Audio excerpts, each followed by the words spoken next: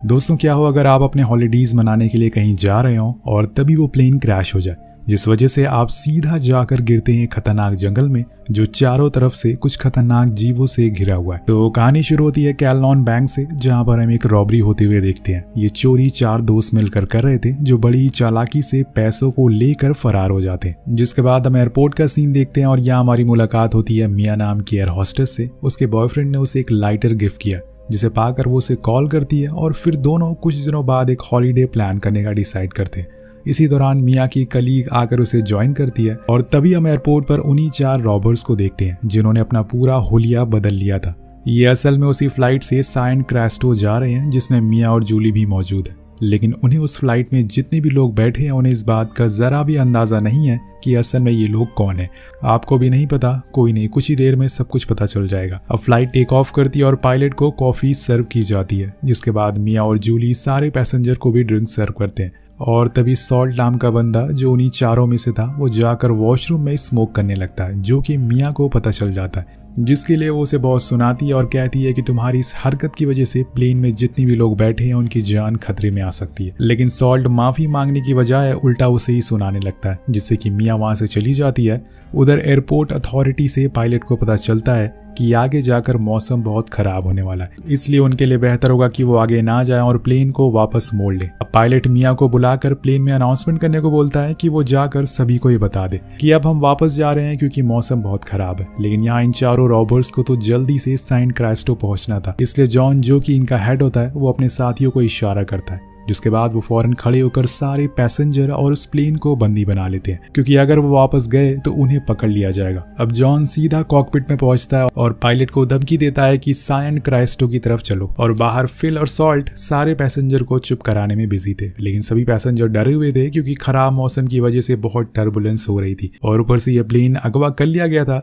इसी चीज में एक लेडी बहुत चिल्ला रही थी और फिलिप उसे चुप रहने को बोलता है, लेकिन वो नहीं मानती, तो कोई चारा ना होने की वजह से वो उसे मार देता है, जिससे सभी लोग और ज्यादा डर जाते हैं। उधर कॉकपिट में गोली की आवाज सुनकर जॉन थोड़ा घबरा जाता है कि कुछ गड़बड़ तो नहीं हो गई है, और इसी का फायदा पायलट मैक्स उठा लेता है। अब वो उस पर चढ़ जाता है ताकि उसकी बंदूक उसे छीन सके, लेकिन ऐसा हो नहीं पाता और इसी हाथापाई में बंदूक से गोली चल जाती है, जो पहले तो उन्हें लगती है और फिर जाकर प्लेन के कंट्रोल सिस्टम में, जिससे कि उसमें आग लग जाती है और प्लेन डिसबैलेंस होना शुरू हो जाता है। दूसरा पायलट बहुत कोशिश करता है कि वो प्लेन को संभाल ले, लेकिन ऐसा हो नहीं पाता है, जिस वजह से उसे उस प्लेन को क्रैश कराना पड़ता है, जो जाकर एक पॉन्ड में गिरता है। अब यहाँ तेज बारिश की वजह से प्लेन में लगी आग तो बुझ जाती है, लेकिन प्लेन के आधे हिस्से में जो भी लोग मौजूद थे वो सभी मारे जाते हैं। लेकिन अभी भी कुछ लोग थे जो जिंदा बचे थे, जिसमें दोनों एयर होस्टेस, वो रॉबर्स जिसमें फिल मारा गया था, लेकिन जॉन, जैक और सॉल्ट तीनों भी जिंदा थे। वो उधरते ही सबको फिर से बंदी बना लेते हैं और कहते हैं कि प्लेन में जितनी भी सामान है उन्हें लेकर बाहर आओ,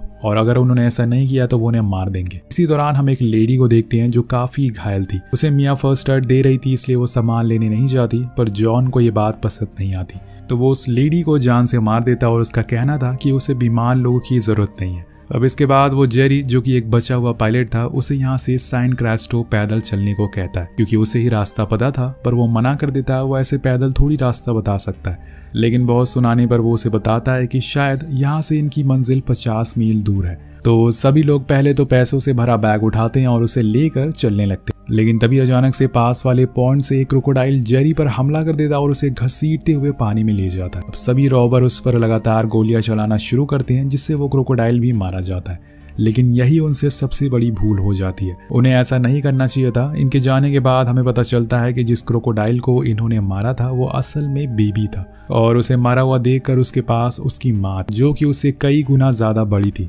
अभी अपना बेटे का बदला जरूर लेगी, लेकिन कैसे, ये आपको आगे पता चलेगा। क्या ये तीनों अपने पैसे के साथ सैन क्रास्टो पहुंच पाएंगे या फिर सभी उस क्रोकोडाइल का शिकार बन जाएंगे? इसी सस्पेंस के साथ ये कहानी आगे बढ़ती है। काफी रात होने की वजह से वो लोग एक जगह पर रुककर आराम करने का सोचते हैं, तो जॉन जैक को उन लोगों में नजर रखने को कहता है और खुद जाकर सो जाता है। कुछ देर बाद मिया और उसके साथ ही मिलकर एक प्लान बनाते हैं कि वो कुछ पिल्स रॉबर्स के ड्रिंक में मिला देंगे, जिससे वो भाग जाएंगे मिया जाकर वो ड्रिंक जैक को बहला फुसला कर पिला देती है, जिससे कि वो सो जाता है। और अब इन पर नजर रखने वाला कोई नहीं था। मिया सभी की रस्सियां खोल देती है, जिससे सब जंगल की ओर बढ़ने लगते हैं और उसने जैक की बंदूक भी ले ली थी। थोड़ी देर बाद जब बारिश होने लगती है तो जॉन की आंख खुलती है और वो देखता है कि सभी पैसेंजर गायब है। इसलिए वो फौरन जैक को उठाता है और उस पर बहुत चिल्लाता है, यहाँ तक कि वो उसे मारता भी है। अब फिर तीनों उन्हें ढूंढने के लिए निकल जाते हैं। उधर सभी लोग अब जंगल से काफी अंदर आ चुके थे, लेकिन बारिश की वजह से इनका चलना मुश्किल हो रहा था। लेकिन ये फिर भी जैसे तैसे आगे बढ़ते रहते हैं। उधर हम मिया के बॉयफ्रेंड रॉनी को देखते हैं, जिसे न्यूज से पता चलता है कि मिया का प्लान क्रैश हो चुका है।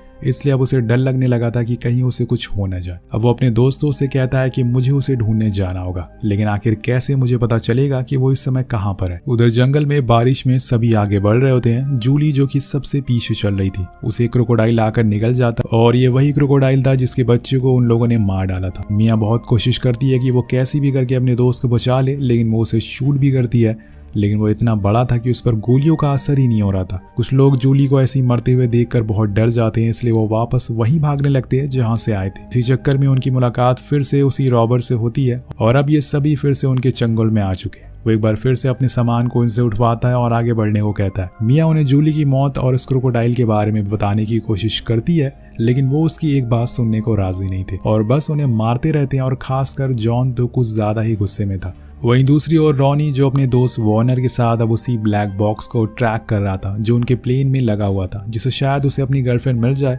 वो हेलीकॉप्टर से उस जगह का हर एक कोने को छान डालता है, लेकिन वो कहीं भी दिखाई नहीं देती। जिसके बाद वार्नर एक सुनसान जगह हेलीकॉप्टर को लैंड करवाता है, जहाँ पे उन्हें एक बोट भी मिलती है, जिस पर बैठकर वो मिया को ढूंढने के लिए निकल जाते हैं। वहीं दूसरी ओर जॉन अभी भी उन लोगों से अपना बैग उठवा रहा था। उन्हें समझाने की बहुत कोशिश करते हैं कि जिस क्रोकोडाइल को उन्हें रात में देखा था वो बहुत ही ज्यादा बड़ा है, इसलिए उन्हें अब यहाँ से घर जाना चाहिए या फिर किसी से मदद लेनी चाहिए। अगर वो ऐसे ही आगे बढ़ते रहे तो एक एक करके सभी मारे जाएंगे। लेकिन जॉन और जैक को उनकी ये बातें झूठ लगती है।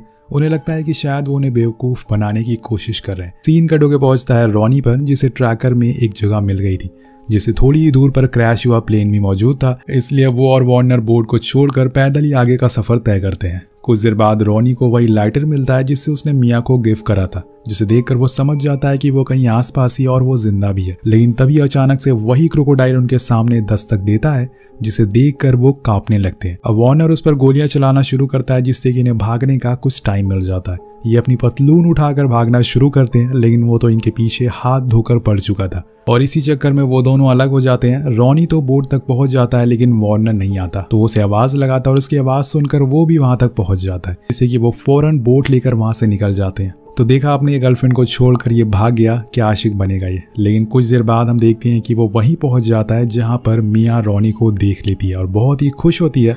अब उन्हें लगने लगता है कि शायद वो दोनों बच जाएंगे, लेकिन तभी सॉल्ट उनकी बोट को पलट देता है और जॉनी रॉनी पर बंदूक तान देता है। लेकिन यहाँ वार्नर भी अभी बचा हुआ था, इसलिए वो पानी से निकलकर जॉनी पर बंदूक तान देता है। तो यानी कि सभी ने एक दूसरे पर बंदूक तान दी थी और सभी फंस चुके थे। अब इसी दौरान वहां वो क्रोकोडाइल भी आ जाता है, जो जैक को पकड़ लेता है और उसे शरीर को आधा बीच से चीर देता है। वो चिल्लाता रहता है, लेकिन सबको अपनी जान की परवाह थी और इसीलिए वो अपनी जान बचाकर भागना शुरू करते हैं। यहाँ पे जॉनी को भी यकीन हो चुका था कि मिया सच बोल रही थी।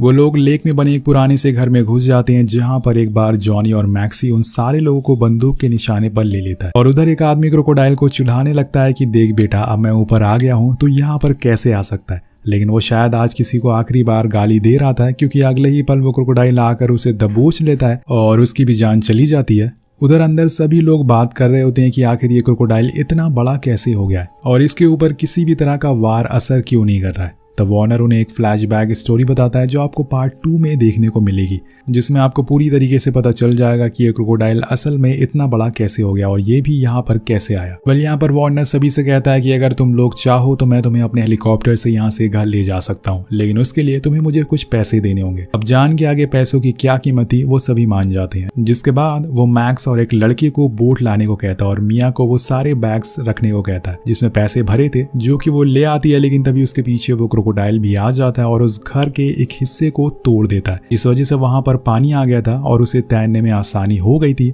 या फिर ये कहें कि उसे शिकार करने में। और इसी दौरान उस घर में वार्नर भी नीचे गिरने वाला होता है, लेकिन तभी मिया आकर उसे बचा लेती है। उधर जॉनी और सॉल्ट दोनों बोट पर बैठकर भागने का सोचते हैं तो उन्हें रॉनी देख लेता है और उन्हें मारने की धमकी देता है, लेकिन यहाँ मिया से वार्नर संभाला नहीं जा रहा था, इसलिए उसे मजबूरन उन्हें छोड़कर यहाँ पर आना पड़ता है और इसी का फायदा उठाकर वो दोनों बोट से भाग जाते हैं। और उसी दौरान ब्रेन का पैर फिसल जाता है और वो जाकर सीधा पानी में गिरता है और अब उसका मरना तय था। फिर मिया, रॉनी और वार्नर तीनों घर के बाहर आ जाते हैं और जंगल की ओर भागने लगते हैं। वहां जॉनी और सॉल्ट भी बोट से जा रहे थे कि तभी उनकी बोट खराब हो जाती है क्योंकि उसमें बैग का वजन ज्यादा हो गया था। अब यहाँ जॉनी सॉल्ट को ऑर्डर देता है कि वो उसके बैग उठाए, लेकिन वो ऐसा नहीं करता और खुद के हिस्से के पैसे लेकर जाने लगता है। पर जॉन को चाहिए थे पूरे पैसे, इसलिए वो उसे मारना शुरू करता है और फिर सारे पैसे लेकर निकल जाता है। उसके जाने के बाद वहां वो क्रोकोडाइल आता है और सॉल्ट को अपना डिनर बना लेता है। समय के बाद सुबह हो जाती है और अब वार्नर को उन दोनों को लेकर हेलीकॉप्टर के पास गया था। मिया को लग रहा था कि वो बच गई है, इसलिए वो बहुत ही खुश होती है और उसी दौरान रॉनी उसका लाइटर भी देता है जो उसे क्रैश वाली साइट पर मिला था। जिसके बाद ये लोग बस जा ही रहे होते हैं कि तभी वहां जॉनी आ जाता है जो बंदूक तान देता है और कहता है कि वो इस हेलीकॉप्टर से जाएगा, लेकिन ये बस 2 ही सीटर है, इसलिए मिया और रॉनी को वहीं रुकना पड़ेगा। तो वार्नर कहता है कि ठीक है, तुम मुझे अपने पैसे में से 5% दे दो, मैं तुम्हें घर छोड़ दूंगा। तो वो मान जाता है, जिसके बाद ये लोग उड़ जाते हैं और नीचे वो दोनों देखते ही रह जाते हैं और आज इन्हें पैसों की असली ताकत समझ में आती है। लेकिन दोस्तों तभी हम देखते हैं कि ये असल में वार्नर की एक चाल होती है। वो थोड़ी दूर जाने के बाद जॉनी से उसकी बंदूक छीन लेता है, लेकिन इसी चक्कर में उसके कंधे पर गोली लग जाती है। तब वार्नर उसका बेल्ट खोल देता है जिससे वो अब लटक चुका था। उधर मिया और रॉनी को एक बोट मिलती है जिससे कि वो यहाँ से जिंदा निकल सकते हैं, लेकिन ऊपर हाथापाई होती है जिसमें वार्नर जॉनी को गोली मार देता है, जिससे वो भी पानी में गिर जाता है और फिर वो हेलीकॉप्टर को लेकर उन दोनों के पास जाने लगता है। लेकिन वो लेक के थोड़े से ऊपर ही था तो वो क्रोकोडाइल अचानक से छलांग मारकर उस हेलीकॉप्टर को पकड़ लेता है और उसे नीचे गिरा देता है, जिससे कि एक धमाका होता है और वार्नर मारा जाता है। मतलब ये एक क्रोकोडाइल नहीं था बल्कि एक स्पाइडरमैन भी है। बल वहीं दूसरी ओर दोनों तेजी से आगे बढ़ रहे थे, लेकिन वो अब इनके पीछे भी आ गया था। ये क्रोकोडाइल किसी को नहीं छोड़ेगा, ये सबका बदला लेगा। तभी मिया नोटिस करती है कि लेक में मीथेन गैस ऊपर आ रही है, इसलिए वो बोट में रखे पेट्रोल को पानी में गिरा देती है और फिर उसे लाइटर से आग जला देती है। इस वजह से एक बहुत ही बड़ा धमाका होने लगता है और उसी में फाइनली वो क्रोकोडाइल भी मारा जाता है। कुछ ही देर बाद उन्हें वो ब्लैक बॉक्स भी मिल जाता है जिसे लेकर वो वापस घर लौट आते हैं। आज भी हम देखते हैं कि मिया को उस दिन के बुरे सपने आते हैं, लेकिन क्या पता ये बस एक सपना ना हो बल्कि हकीकत हो। आपको क्या लगता है, क्या लेक के नीचे किसी तरह की फैक्ट्री या फिर कोई बेसमेंट है जिसमें से वो मीथेन गैस आ रही थी, या फिर नीचे किसी तरह का एक्सपेरिमेंट हुआ था जिसकी वजह से ये क्रोकोडाइल इतने बड़े हो गए थे? ये सभी चीजें आपको पार्ट 2 में जानने को मिलेगी, जिसके लिए आपको नीचे लिखना होगा पार्ट 2। यही कहानी खत्म होती है। मिलते हैं आपसे अगली वीडियो में। Thank you so much watching. Peace out.